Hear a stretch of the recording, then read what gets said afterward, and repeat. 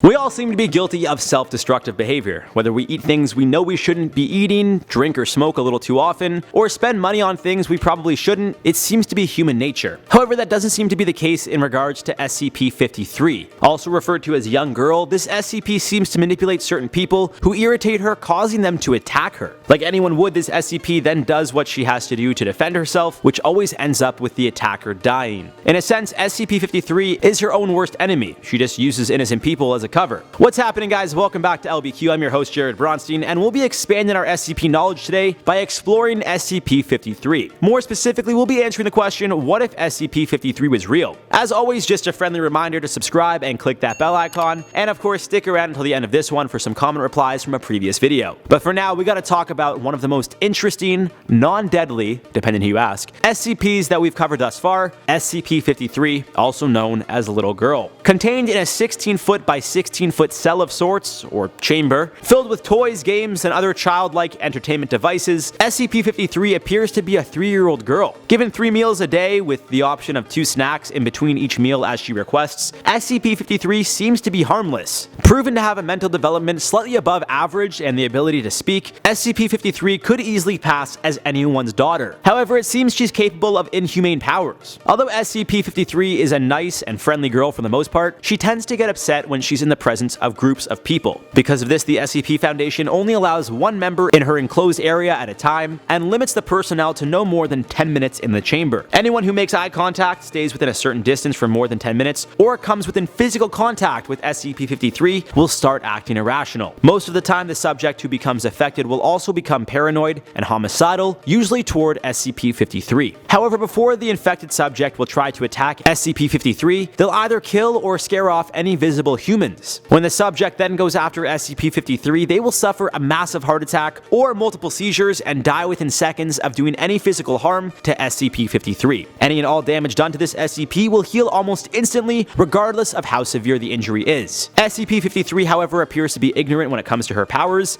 if you call them that, and when questioned about her abilities, she is incapable of having a response. So we have an SCP here that more or less only affects those who come near her. She's not going to go out into the world and randomly start attacking people. She's happy in her little chamber, being fed and given toys and games to play with like any other kid. So now the million-dollar question, what if she was real? Well, I don't think all that much would change. As we know, the SCP Foundation is classified. All their information is top secret, so it's not like the general public would necessarily be told about this 3-year-old girl who kills anyone that comes into contact with her and can heal her own wounds instantly. With that being said, it's quite clear that SCP-53 isn't human. Although she has the appearance of a human, it seems SCP-53 is an extraterrestrial being of sorts that has shape-shifting abilities to make her look as if she's a human. So what does that mean? Well, if it isn't clear enough, the existence of SCP-53 would confirm in fact that aliens do exist. And she'd just be our first subject. Unfortunately, when it comes to testing and understanding her species, well, that'd be the real issue. Any scientists or researchers who tried to study her for more than 10 minutes would end up losing their life. Anyone who tried to touch her or dissect her would also die.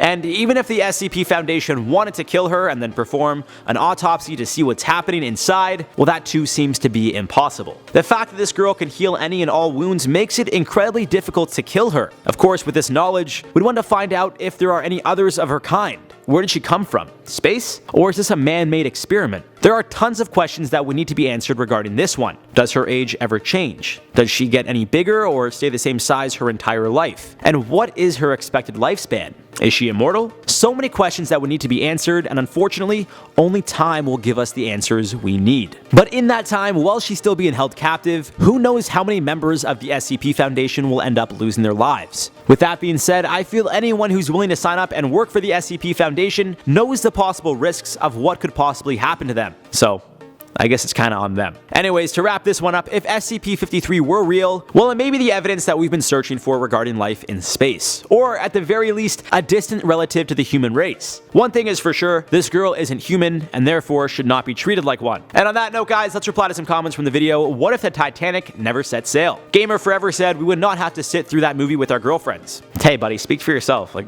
I don't have a girlfriend, but I still sit through the movie. Sea-Dog said, my heart would go on, would have never been sang, and my heart would be very happy. Say what you want, Sea-Dog, but if you put that music to literally anything, it makes the entire thing more epic. A great example is Miracle at the Meadowlands when Deshaun Jackson got the ball punted to him and he fumbled it and then picked it back up, and then he scored a touchdown on the punt return and the Eagles went to the playoffs. If you put My Heart Will Go On to that, epic. Like, it is epic. Anyways, guys, that does it for this one. I've been your host, Jared Bronstein. You guys have been watching LBQ. Let us know in the comments down below any other SCPs that we've yet to cover that you would like to see on this channel, and we'll see you in the next one.